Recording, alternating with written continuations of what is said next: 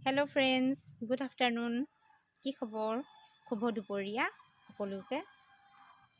কি খবৰ সকলোৰে? নিশ্চয় ভাল নহয় জানো? মই বিশেষ এটি কাৰণত এনেধৰণে ভিডিঅ' বনাইছোঁ। এই যে আমাৰ উঠি অহা নৱপ্ৰজন্ম কিছুমান নিচাসক্ত হৈছে, জুৱাৰ খেলিছে, মদ ভাং চিগাৰেট এইবোৰৰ কাৰণে টকা খৰচ কৰিছে। সেইবোৰ নিচাত কি কৰিছে সিহঁতে? আনৰ পৰা টকা লোৱা পৰ্বটো সিহঁতে আৰম্ভ কৰিছে। মিছা কথা কৈ, কাৰোবাক ফ্ৰড কৰি।